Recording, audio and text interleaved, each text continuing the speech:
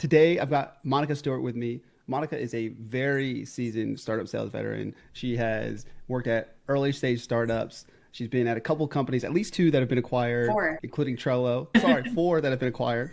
And I've known Monica for probably 10 years now almost. hmm And since then, she has now started to work with startups that are in the 1 to 10 million ARR spot and help them scale and grow beyond that. So not only has she hired a bunch of sales reps herself, but she's coaching founders all the time on what to look for. So excited to dive into this with you today. Yeah, thanks for so much for having me, Jason. Really excited about this topic. It is like top three topic that I talk about like on a daily, weekly basis with all of my founders.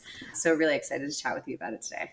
Let's jump straight into it. So, what are your top three favorite interview questions that you like to ask a sales rep, specifically in 2025, that give you the most value in a hiring decision? Yep. So actually the first question is not even really an interview question, but I start off all my interviews with how's your day going?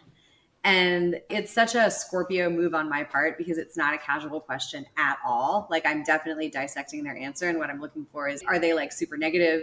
Do they have a super generic answer? Do they actually tell me something interesting that says something about them? Do they ramble on? Do they turn the question back on me? Just like how they respond to literally any question that seems like it could be like super surface level is like the first thing. And then specific interview questions that I ask are, what were your results last quarter and why? And what I'm looking for there. I've never met a rep on their CV that didn't say that they smashed their quota, but usually they're going to pick a time that gives them a good average, or they're going to pick like their best quarter. I just want to know what your most recent result was. But what I really care about is why, because they didn't set their quota. There's all kinds of reasons that they might have missed it or whatever, but I'm just looking for the story that they tell around it. Second question that I ask is, what do you think would be the most challenging part of this role for you? And what I'm looking for there is a realistic answer. And then the last one is the classic, what questions do you have for me? And again, what I'm looking for there is, did they do research? Do they have well-informed questions? Is it a question that makes me annoyed? Like a bad answer here would be, okay, we've got 7 minutes left in our interview. I ask, what questions do you have for me? And they ask me to tell them the whole story of my entire career and how I ended up in that role. And I'm just like, I don't want to right now. But what I am looking for is it going to be a valuable conversation for both of us? And did they actually put some thought into it?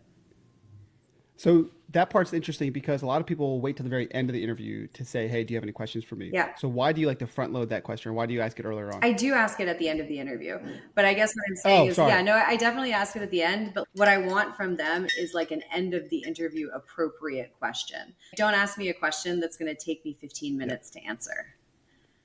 I want to ask one follow up on that. You mentioned that you asked that opening, "How's your day going?" question to get a sense. What does a good answer look like? What's a bad answer look like for you? Yeah, so a good answer would be, it's kind of like a good LinkedIn post, right? Like a good answer is something that helps me to know you. It tells me a little bit something about you. So for example, if somebody asked me that question today, and now this is a lot of pressure because now I've got to give a really good answer, I would say something like, I don't usually schedule meetings on Friday. I just scheduled this podcast because this isn't a meeting for me. This is fun.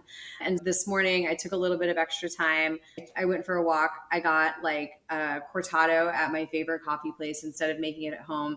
Did some people watching, met a cute dog on the way back into my building, met one of my new neighbors, and now I'm here. What about you? Something like that. I think it's about, are they willing to show like a little bit of vulnerability or just share a little bit about themselves without going too deep? That's Exactly. totally sidetracking the conversation.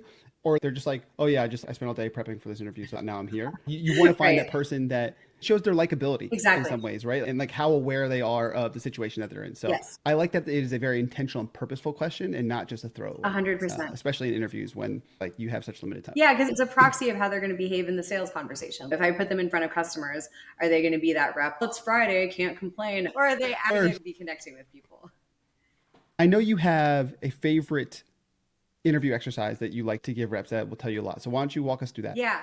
So I've been using this for a couple years and I like it because it seems innocuous, but really packs the punch in terms of what you can tell about somebody. It is a role play exercise. I don't give it at the end of the interview process. I actually give it right after the first interview. So it's like, we do the first 30-minute meeting. We think that you're a good fit. We're going to do this right now before we spend any more of the team's time talking to you, because this will tell us everything we need to know. So the exercise is, you give the candidate intentionally very vague instructions. And the instructions are pick a company that you would be excited to sell to in this role, and then pick 2 or 3 people that seem like relevant contacts for us to talk to. You are going to be running a discovery call for these people. Use any resources that you have available to you and prepare for it as you would normally prepare for a discovery call. And that's it. And then you just send them that in an email. Then you schedule a 45-minute meeting, and then you just see what they do. So your team is playing the role of whatever company they picked. And what's fascinating to me about this is just the wide range of variation in how people show up. I've had people do no prep. I've had people respond back immediately and ask me a couple questions, clarifying questions. I've had people send me their deck 3 days in advance to ask if they're going in the right direction. And I'm giving you guys all the answers of how to do this, by the way, if you're paying attention. I've had people send prep docs for our team for who we're supposed to play in the role play, so we know what our character is.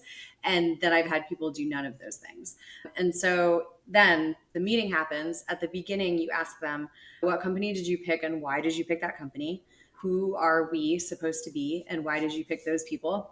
And then is there anything else that we should know? And then you just go right into it. You spend about 20 minutes, you let them run the thing. You have to be realistic, like present objections that your customers actually give you. Try to throw them off, drop some interesting tidbits of information, see if they pick up on that, try to get a free trial, try to push out the timeline, do all of the stuff that would normally be happening, see how they respond. And then at the end, you go and scene. And then you give them feedback. But before you give them feedback, first you ask them, how do you think you did? And what would you do differently if you were to do this whole thing all over again, if anything? So the first thing I'm looking for is like, how accurate is their self-assessment? Of are they coaching themselves in real time? Can they immediately turn around and from something that they just did, tell me how they think it went? And are they tracking our responses in real time? Then we give them feedback. And I'll usually include a couple of things that are very specific that did not go well, or we wouldn't do this that way, or what I would have liked to see more from you on this. And then I see how they react to that. And so what good looks like here is, did you pick a company that's actually relevant for us? I've literally had people tell me, oh, I picked this company because my mom works there. So it was really easy for me to get information on that. I'm like, why would you feel comfortable telling me that was why you picked them? Do they understand our ICP? Do they understand our personas? Are they able to talk about us in a reasonable way in a discovery call situation? I don't need them to do a whole demo, but do they understand who we're selling to and why? Do they have good sales skills? Do I like the way that they're running a discovery call? Are they self-reflective and are they coachable? I really like the piece about asking them about their own feedback because I think them being able to coach themselves in real time is a proxy for their ability to think on their feet. Yeah. And in a sales situation, because we've all been in the situation where it's a lot under pressure. Someone asks us a question we're like not really sure about, or something happens, and then once we have time to separate and look back, do we get clarity on it? Yeah. But the people that are the best sales reps, like they can figure out that clarity right away. And so if they can come up with 1 or 2 nuggets of what they probably could have done better and explain that very clearly, that's a really strong signal that they're going to be able to think on their feet when they're dealing with a prospect or when they're in the role itself. 100%. Exactly. And I think it also speaks to this. Do you believe in continuous improvement for yourself? And are you somebody who's always looking to be growing? Because I feel like someone who's really like a master of their craft is constantly running those cycles in their mind and is constantly like, okay, I should be like adjust a little more here, adjust a little more there. That's how you get truly great. And so I want them to just always be thinking like that anyway. Yeah, I think that's a really good point. I want to ask you specifically about the role play and the expectations, because obviously it's unfair for a rep to be able to learn the product really well or like even do a demo during this mock role play. So when someone does this really well, what are your expectations for how they handle stuff that they may not know or would have been almost impossible for them to know beforehand? Totally. So I tell them that they can make assumptions if there's information that they wouldn't have. And also I tell them that imagine that this is like your second call. So you've done a call with maybe just one person from the company, and this is like your bigger discovery call with more people from the team. But again, this goes back to like, how did they approach the situation? So do they show up and they're like, I didn't know this because I haven't learned your product yet, so I couldn't do this part? Or do they just make a best guess? Or do they even ask us for more clarification? I think that it's an open book test. So whatever you want to do, again, with the resources that you have, go for it.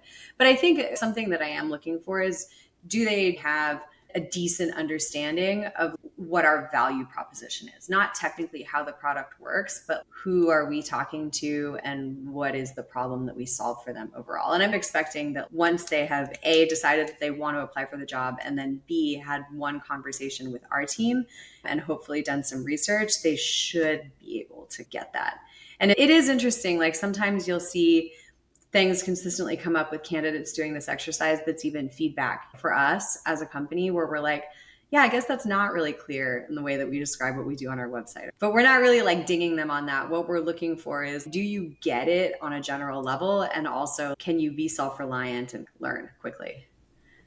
I think those are all really great points and make tons of sense. People will be able to implement that pretty quickly into their process. And I think the key that you said there that I hadn't really thought about much before was allowing them to make some assumptions about what the product can do or what's possible, because then it matters less about whether it's right or not. It matters more, do they truly understand the problems that your product can probably solve and how you would actually solve them, so they can focus on that with the mock prospect. 100%. Yeah, it's a discovery call, right?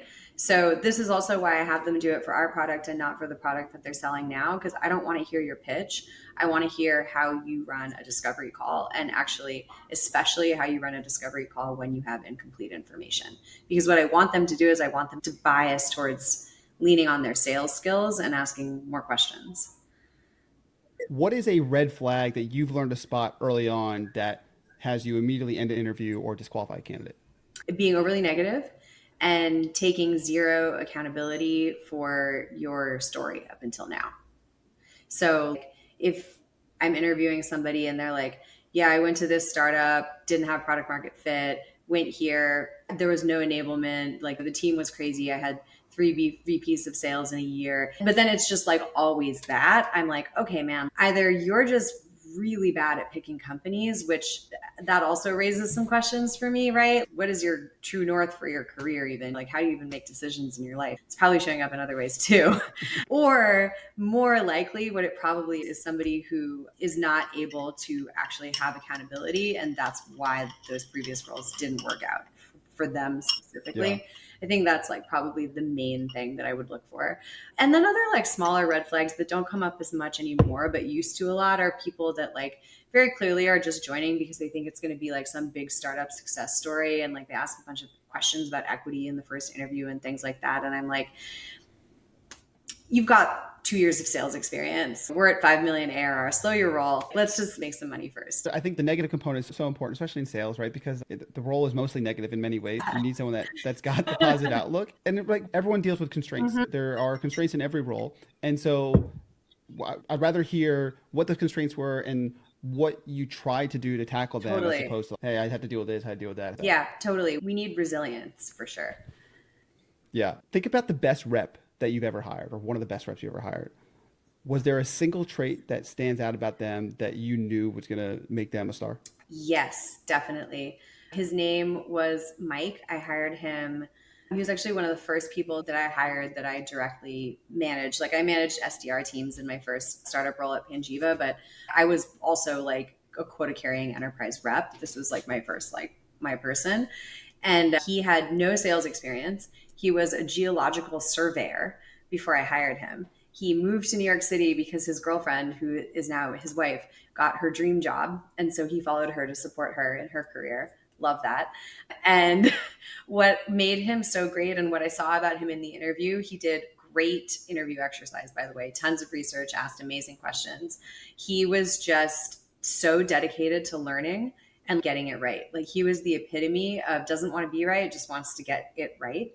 Super smart, had no ego, and was just like, he had so much invested in being successful And he was truly just interested in what we did. He was a really smart guy, and he just wanted to learn everything about how this whole thing worked. And he was fantastic. And I would give him feedback after every single call that he did, and also on every single call that we were on together. And then he would just go and do that thing immediately. And he became elite level in a year. It hits all the things that I think about all the time. He works hard. He doesn't have an ego. The thing you said there, I love, which is he cares about getting it right, doesn't care about Yeah. being right. And the piece that I always try to tell people to look out for is find someone that can learn fast and implement that learning Yes. fast, because that is the recipe for success no matter what role they're in. Yes, exactly. And I think what I'm looking for is somebody who is trying to do that for themselves, is always looking for ways to like figure out how they can run tighter cycles, and then also looks for that information from everybody else around them. Someone who's, what can I get out of this day if I can figure out like 2 things that can make me better tomorrow, wherever that information comes from, I want it. Those are the kinds of people that I want on my team. Absolutely. All right, Monica, this has been awesome. Let the people know where they can learn more about you and the work that you're doing. Yeah, find me on LinkedIn. I post there every day about a lot of topics like this. Jason is in the comments. I'm in the comments on Jason's post. Find us in the comments. But yeah, find me on LinkedIn. And if you guys want to have a chat about how this is working for your team, or you have other questions about interviewing, send me a DM. DMs are open. Awesome. Thank you so much. This was awesome. Thank you.